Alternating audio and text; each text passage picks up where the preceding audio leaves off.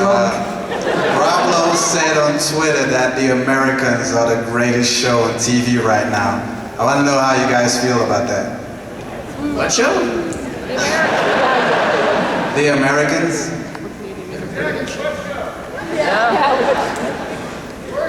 Did you hear the question? He was saying that a couple of weeks ago, Rob Lowe said that The Americans is the greatest show on television.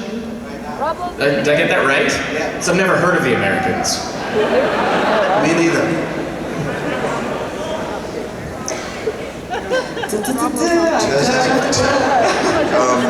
What's the question? Well, You want us to say like that he's never seen Game of Thrones?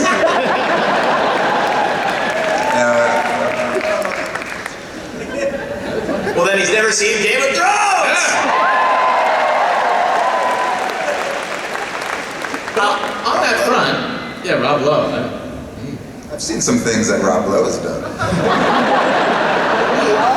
On that front, though, a Walking Dead panel is coming up right here in the corral just after.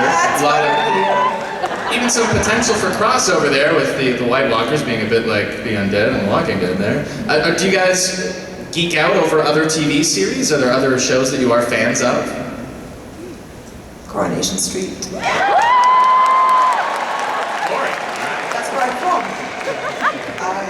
I love it. Breaking Bad, I love. And the Housewives. Mob Wives. No, Breaking Bad is the greatest show on TV.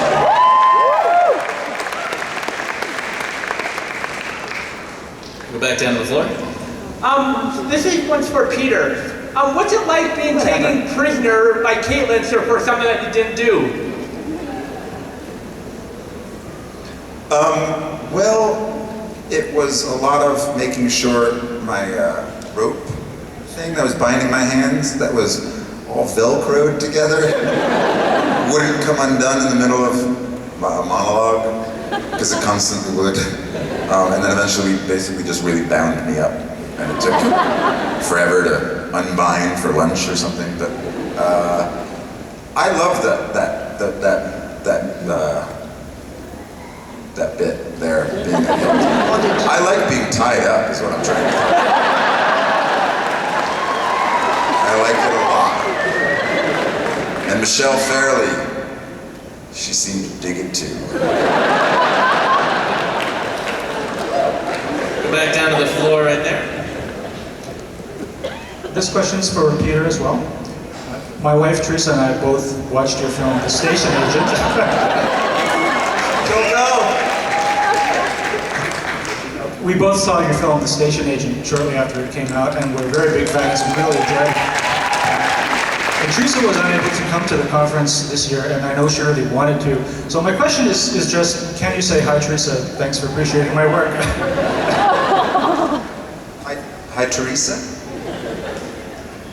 Hi, Teresa. Thanks for supporting my work.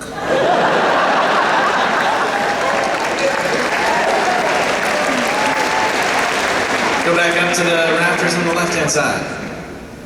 Hi, I just wanted to say to Peter that you're an amazing actor, and congratulations on the award that you got last year. And just want to say to Lena, you are beautiful as you were as Queen Guinevere, and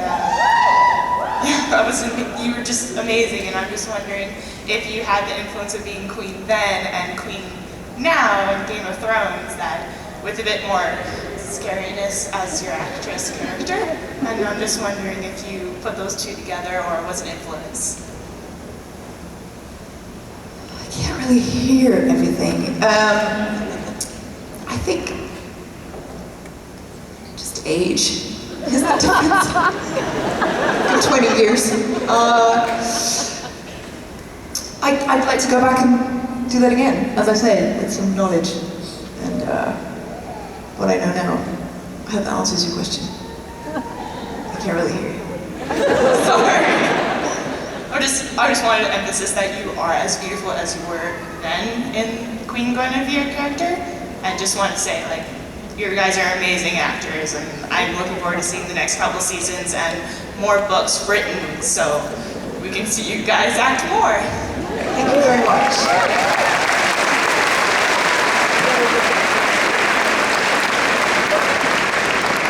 On the subject of seeing more of you, Lena, are folks excited for the 300 sequel? Yeah?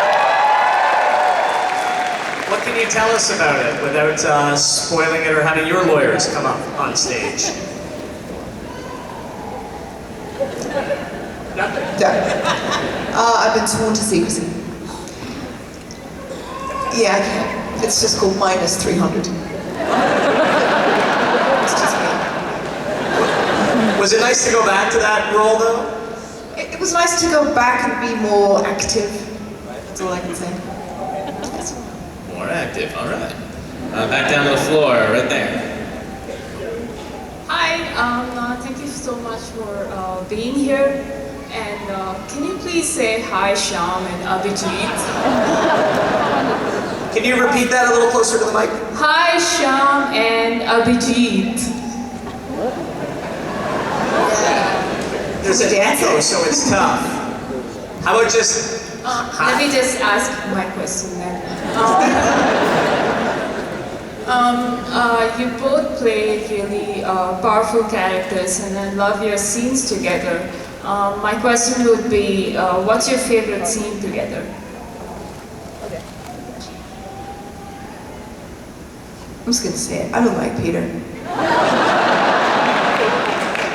But nothing at all. I mean, I love working with Pete because, as you guys know, he's pretty fucking good at what he does.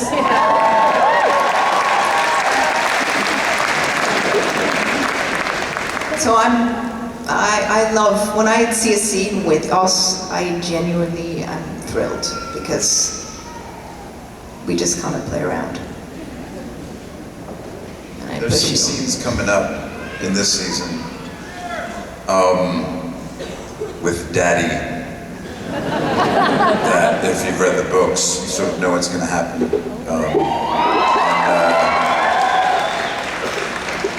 Those are fun. In an unfun for the character way. But the great thing about Lena's portrayal, I think, of Cersei is the vulnerability that's lurking underneath that hard exterior, and the cracking that's taking place in that. Because, you know, on the page, Cersei is a bitch, yo! But when it's played by, it's much more complex than that.